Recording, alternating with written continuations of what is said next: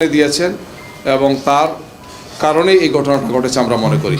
সন্ত্রাসীরা সেখানে আগে থেকেই ছিল, তাদের উদ্দেশ্য ছিল যে নুরুজ্জামান বাদল যিনি জামাত ইসলামের প্রার্থী শেরপুর 3-এর মূলত তাকে হত্যা করা, অন্যদেরকে মারাত্মকভাবে আহত করা, এই হীন উদ্দেশ্যে তারা এই কাজটি করেছেন। গিয়ে আমরা প্রশাসনের নীরবতা এবং নিষ্ক্রিয়তা এবং একদিকে হেলে পড়া আগে আমরা বলেছিলাম, নির্বাচন কমিশন বলেছি, আপনাদের মাধ্যমে আমরা জাতিকে জানিয়েছি, সেটা দিন দিন দৃশ্যমান হচ্ছে। আমাদের নারী কর্মীরা যেখানেই ভোট দিতে যাচ্ছে, ভোট সংগ্রহ করতে যাচ্ছেন বা দাওয়াতি কাজে যাচ্ছেন, ভোটারদের কাছে যাচ্ছেন, তাদেরকে হেনস্থা করা হচ্ছে। গতকালকেও ঢাকা 4-এ আপনারা দেখেছেন একজন নারী কর্মীকে আহত করা হয়েছে। বিভিন্ন জায়গায় এই ধরনের একের পর এক ন্যাক্কারজনক ঘটনা বিএনপির সন্ত্রাসীরা ঘটিয়ে যাচ্ছেন। আমরা একটি সুষ্ঠু, সুন্দর, শান্তিপূর্ণ নির্বাচনের জন্য আসন্ন ত্রয়োদশ জাতীয় সংসদ নির্বাচনকে সামনে রেখে দেশে একটি উৎসবমুখর পরিবেশের মধ্য দিয়ে যাওয়ার কথা ছিল। জুলাই বিপ্লবের পরে দেশের রাষ্ট্রকাঠামো ও রাজনৈতিক সংস্কৃতির পরিবর্তন সাধনের মাধ্যমে রাজনৈতিক দলগুলোর মধ্যে পারস্পরিক শ্রদ্ধাবোধ, সহমর্মিতা ও সহযোগিতার পরিবেশ বজায় থাকার কথা ছিল। কিন্তু গতকাল 28শে জানুয়ারি শেরপুরের ঝিনাইগাতি উপজেলায় ঘটে যাওয়া ঘটনা সেই উৎসবমুখর পরিবেশকে ম্লান করে দিয়েছে। উপজেলা প্রশাসনের আয়োজনে ঝিনাইগাতি ও শ্রীবর্দী উপজেলা সংশ্লিষ্ট নির্বাচনী আসনের প্রার্থীদের নিয়ে ইশতেহার ঘোষণা অনুষ্ঠান আয়োজন করা হয়। সেখানকার স্থানীয় প্রশাসনে আয়োজনটা করেছিলেন। এই অনুষ্ঠানকে কেন্দ্র করে বাংলাদেশ জাতীয়তাবাদী দল বিএনপির এক দল উচ্ছৃঙ্খল নেতাকর্মীদের অব্যাহত উস্কানির কারণে 11 দলীয় জোট ও বিএনপি নেতাকর্মীদের মধ্যে সংঘর্ষ বাধে। সংঘর্ষের এক পর্যায়ে বাংলাদেশ জামাত ইসলামের শ্রীবর্দী উপজেলার সেক্রেটারি ভাই রেজাউল করিমকে কুপিয়ে হত্যা করে বিএনপির একদল সন্ত্রাসী। ঘটনার সূত্রপাত হয়েছিল সাংবাদিক বন্ধুগণ এভাবে, আপনারা জানেন যে ঝিনাইগাতি এবং শ্রীবর্দী উপজেলা মিলে শেরপুর 3 আসন। গতকাল দুপুর 2:30 শেরপুরের ঝিনাইগাতি স্টেডিয়ামে শেরপুর 3 আসনের সহকারী রিটার্নিং কর্মকর্তার উদ্যোগে সকল প্রার্থীর ইশতেহার প্রকাশ অনুষ্ঠান ছিল।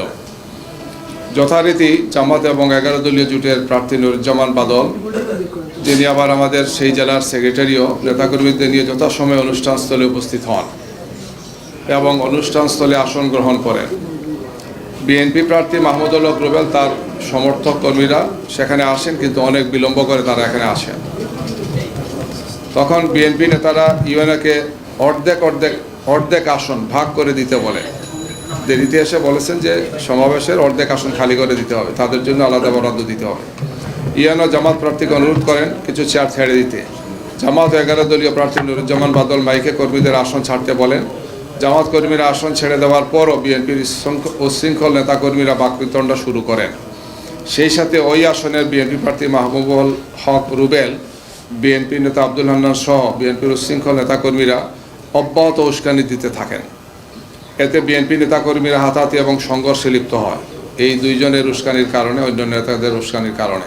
এই অবস্থায় পুলিশ প্রশাসন বিএনপি নেতাকর্মীদের নিবৃত্ত না করে বরং নিষ্ক্রিয় দর্শকের ভূমিকা পালন করে। সাংবাদিক বন্ধুরা, সংঘর্ষের এক পর্যায়ে বিএনপি প্রার্থী মাহমুদুল হক রুবেল সহ নেতাকর্মীরা স্টেডিয়াম থেকে বেরিয়ে স্টেডিয়ামের দক্ষিণে ঝিনাইগাতি বাজারে অবস্থান নেয়। তারা মাঠে অবস্থান করে জামাত এবং 11 দলীয় প্রার্থী এবং সমর্থকরা।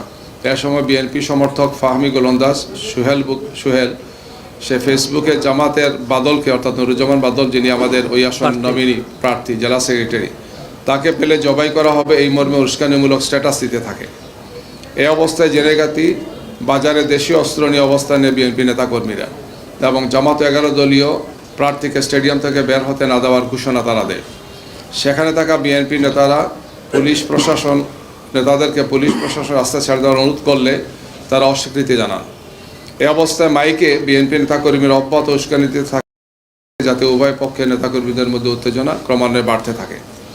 প্রশাসনের কোনো সহযোগিতা না পেয়ে সন্ধ্যা 5:45টার দিকে ঝিনাইগাতি স্টেডিয়াম এলাকায় থাকা জামাত এবং 11 দলীয় জোট প্রার্থী নুরুজ্জামান বাদল নেতাকর্মীদের নিয়ে মিছিল সহকারে প্রবেশের চেষ্টা করেন।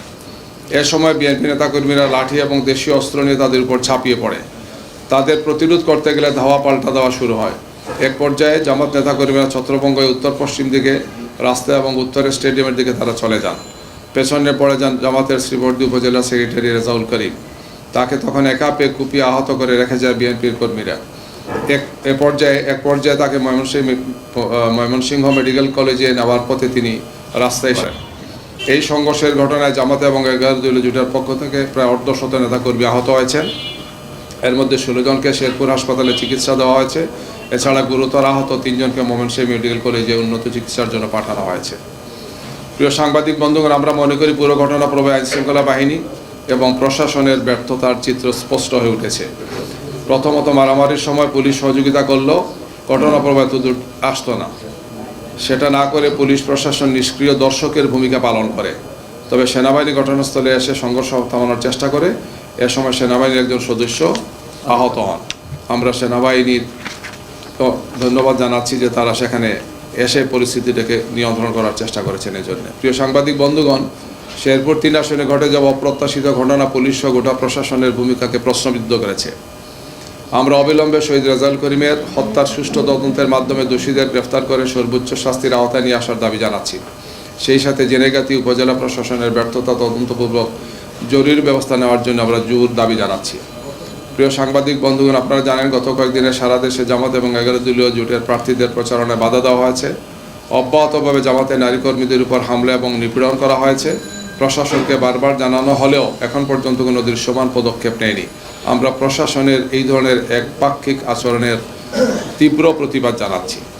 আমরা আপনাদেরকে বলতে চাই যে এই ঘটনা প্রশাসন যদি তাৎক্ষণিক হস্তক্ষেপ করতেন, বিশেষ করে সেখানে যিনি আইনশৃঙ্খলা বাহিনীর দায়িত্বে যে পুলিশরা ছিলেন, তারপরে সহকারী রিটার্নিং অফিসারের দায়িত্বে যিনি ছিলেন টিএনও সাহেব, তাদের ব্যর্থতায় এই দুঃখজনক ঘটনাটা ঘটেছে। গিয়ে নির্বাচন আরম্ভ হওয়ার পর প্রথম শহীদ হয়েছেন শহীদ উসমান হাদি, আপনারা জানেন, ঢাকা 8-এ। আর এরপরে এই ধরনের একজন প্রার্থীর সমাবেশে হামলা করা হয়েছে, অন্যরাও ছিলেন, এবং এখানে সুনির্দিষ্টভাবে বিএনপির যিনি প্রার্থী তার নেতৃত্বে তিনি উস্কানি